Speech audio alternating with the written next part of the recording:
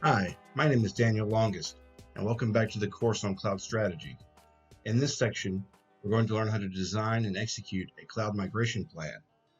Let's recap what we've covered so far that's critical to this section. First, cloud fundamentals. Cloud computing is comprised of 5 tenets. On-demand self-service. A cloud provider's customer can provision the computing capabilities they want to use without first talking to a person at the cloud provider. This should imply that such provisioning is exposed via command line interface or APIs, as opposed to only in a user interface, but that's not necessarily a requirement. Broad network access. Capabilities are available over the internet and accessed through standard mechanisms, such as HTTP. The ubiquity of internet technologies for communication allows devices and services of all stripes to access cloud-hosted services with no proprietary or special tooling needed. Resource pooling. The cloud provider places resources into a pool, and that pool serves multiple customers at once, a multi-tenant model. The resources available in the pool are dynamically assigned and reassigned based on current workloads, so there's no guarantee that your workload will be run on the same node or device that ran it previously. This implies location independence. As a consumer, you won't know specifically where an application is running from, nor should you even care. Rapid elasticity. Capabilities can be provisioned and released, sometimes automatically, to account for sudden scaling needs while returning to normal levels when demand has ebbed. Remember that scalability is about growing to meet elevated demand, and elasticity is about retracting to meet demand that's lowered. In combination, they allow maintaining high levels of performance, while not paying for such performance unless it's actually needed and used. Measured service or metered service. Cloud providers control and optimize resources by metering them. In other words, you elect the level of service and performance you want to receive. Common types of metering includes bandwidth, throughput, or capacity. There are 4 cloud deployment models. These are platforms that can serve as hosts for cloud services. They're commonly grouped into public, private, hybrid, and community. In public, cloud services are owned and operated by a third-party cloud service provider and delivered over the internet. The 3 most common are Microsoft Azure, Amazon AWS, and Google Cloud Platform. Private, cloud services and infrastructure are on a private network and are solely dedicated to your company. This could mean you hosting your own services in your own data center or renting from a provider. Note that this is not the same as classic data center operations.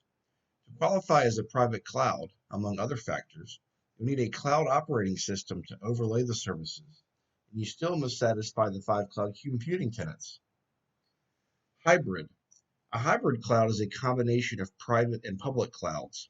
To some degree, a legacy on-premise data center plus a public cloud also qualifies as a hybrid cloud. Most companies will go through a period of hybrid operations during a migration. Some will choose hybrid as to exercise the superior environmental control of a private cloud alongside the scale and cost efficiencies of a public cloud. Community.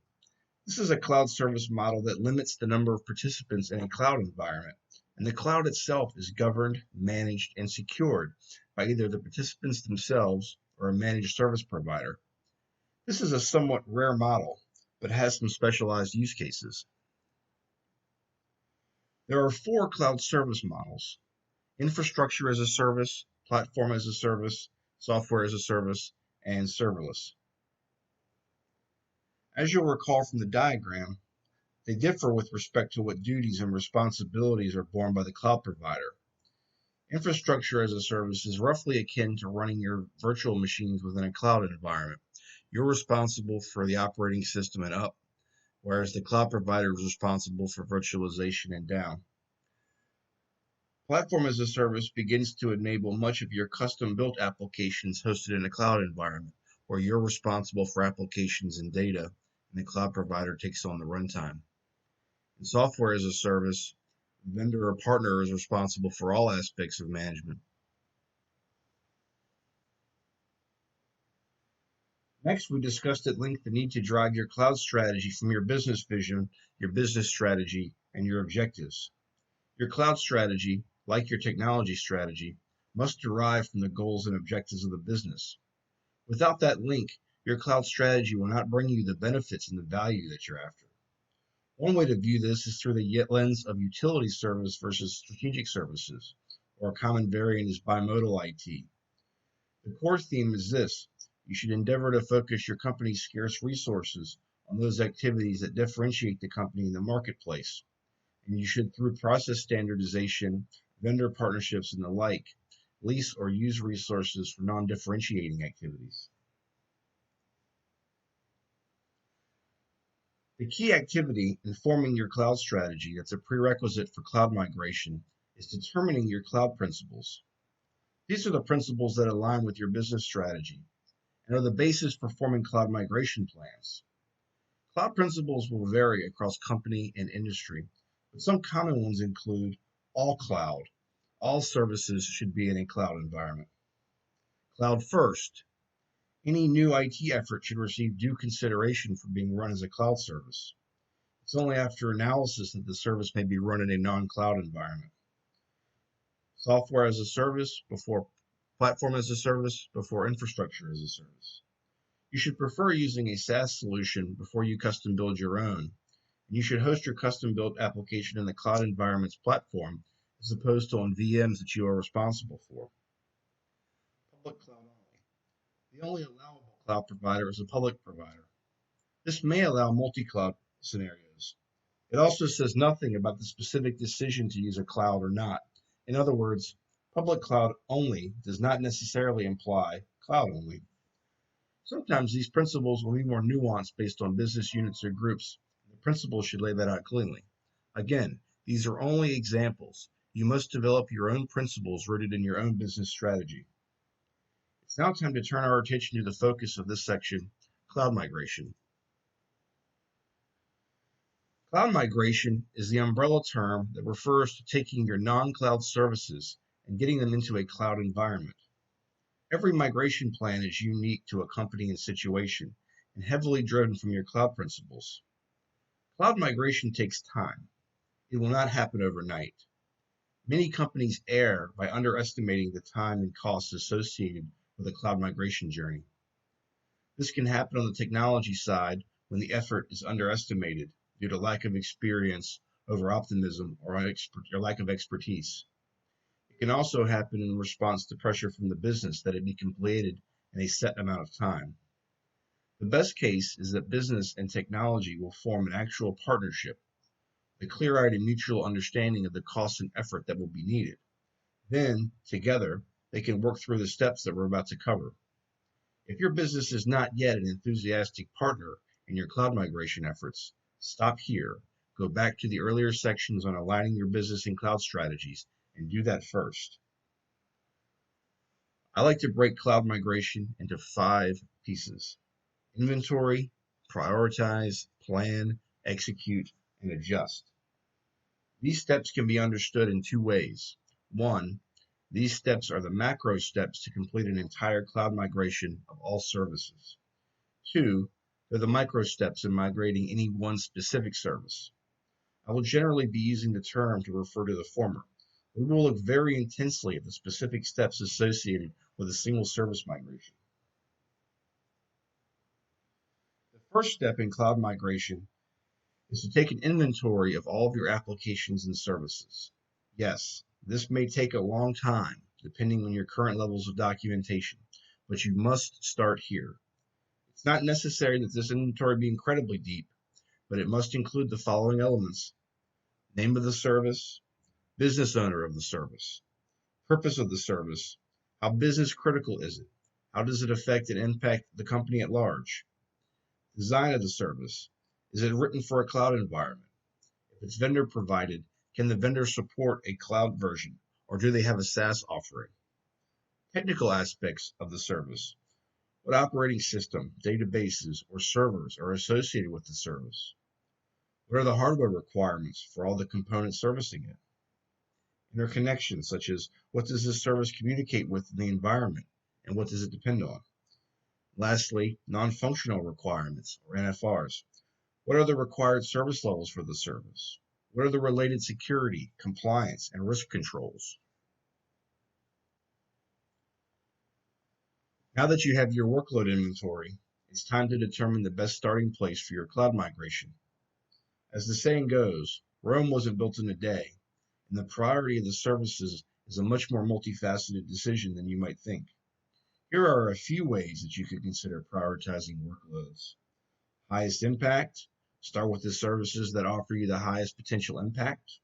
Most dependent, start with the services that are highly connected and or the backbone of a broad swath of services. Easiest, what service would be the easiest for you to migrate based on effort? And least risky, what service, if the cloud migration were to go poorly, offers the least risk to the business? There are many other lenses to use to view this through, but in my opinion, when selecting your first cloud service, least risky is the way to go for several reasons. One, it is borderline reckless or negligent to move high impact or mission critical services to the cloud when you have not yet established a cloud capability. Again, this is a journey and it won't happen overnight. Even if successful migration of a high impact service would begin yielding maximum benefit, the risk and anxiety associated with it is just not worth it, especially since the odds are not in your favor. Ditto starting with the most connected service. Easiest and least risky may be the same thing, or they may not. But regardless, least risky is the best bet for two reasons.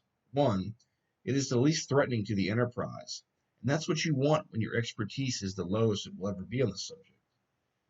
Two, it will allow you to get an early success on the board and let you demonstrate to the business that you know what you're doing. And this confidence for both parties will help you keep your momentum. Now that you've selected the service you intend to migrate, it's time to plan the migration. The exercise here is to analyze your workload inventory against your cloud principles and then determine the best course of action for this service that aligns those two. This alignment can be performed using a framework called the 6 Rs. These refer to the 6 options you have for performing migration. They are retain, retire, rehost, replatform, repurchase, and refactor. As shown, they align fairly nicely to the cloud service models we studied earlier. Retain is one of the two non-cloud options. Retaining the service means that you intend to keep it on-premise for some reason. It makes sense to retain when a server or service is still required and cannot be migrated, but it can't be retired. Also, when there's a recent expenditure for an on-premise service, so it doesn't make commercial sense to move it, or a vendor won't support a cloud-hosted version. This often suggests an older system, so costs for maintaining it will tend to increase over time. Warranties for the system tend to become more expensive, if they're available at all. This also puts pressure on hybrid connectivity, and network engineering will become a challenge. Retire, also called remove, is the second non-cloud option. This is exactly what it sounds like. You determine that a service is no longer needed and can be eliminated. Ensure it's decommissioned appropriately in line with your retirement policies. After conducting the workload inventory, it's not uncommon to learn that you're still maintaining services that aren't being used at all, or that you have redundant services that can be combined into a single one. The inventory is a great exercise even on its own, because it lets you identify these opportunities. The remaining 4 options have a rough alignment with the cloud service models.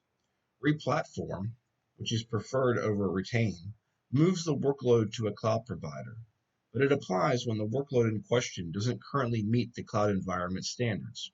For example, it might be a service running on an outdated operating system that's older than what the cloud service provider has available.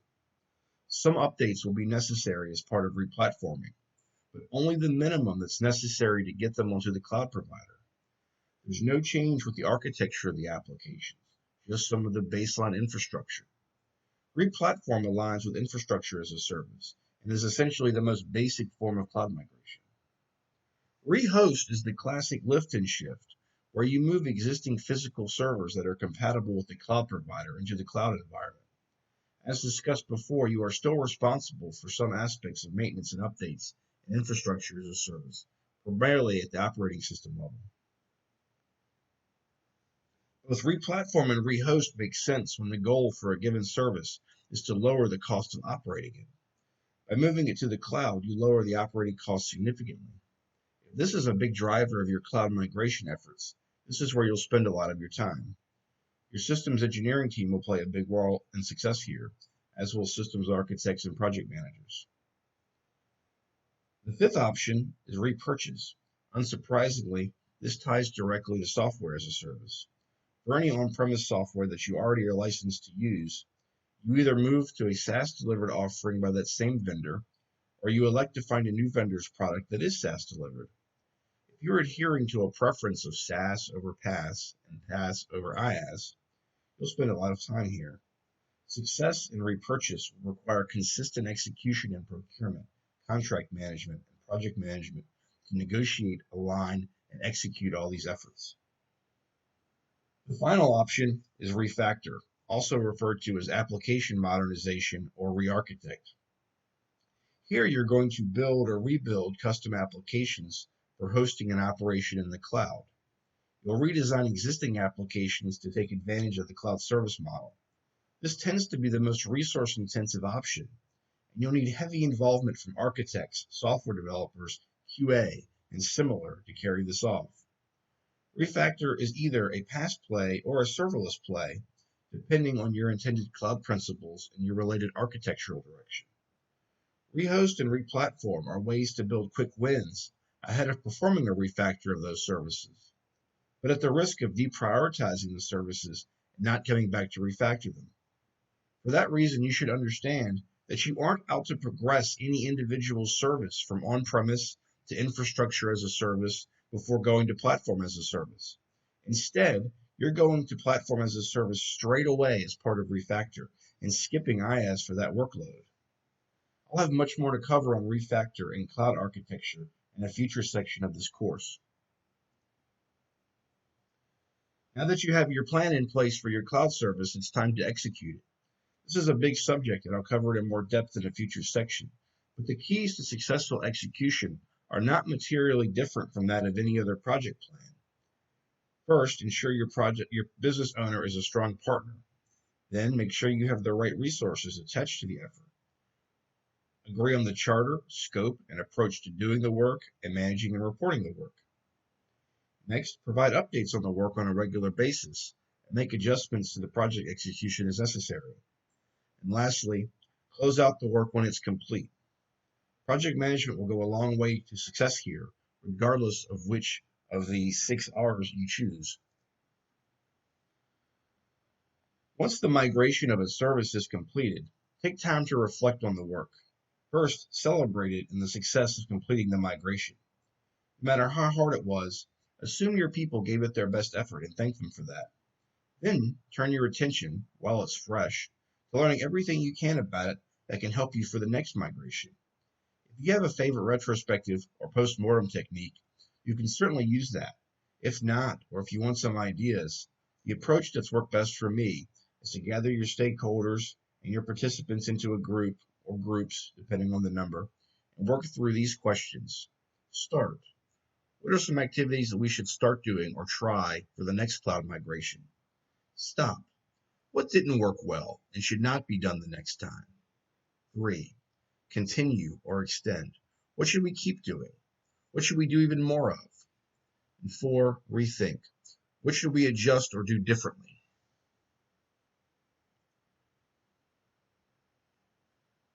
In this section, we work through the steps necessary to create a cloud migration plan. Many companies, when they decide to draft a cloud strategy, actually start off trying to draft a cloud migration plan. As discussed in this section, the success of cloud migration derives entirely from an understanding of cloud computing, your business's goals and strategy, and the formulation of your cloud principles that align your business and your technology strategy. In the next section of the course, we're going to go even deeper into the 6 R's of cloud migration. We'll spend time looking at how to cost cloud services. We'll focus heavily on the refactor of cloud services and the variety of governance, architecture, and development activities that are necessary for success. Until next time, thanks for joining the course on cloud migration.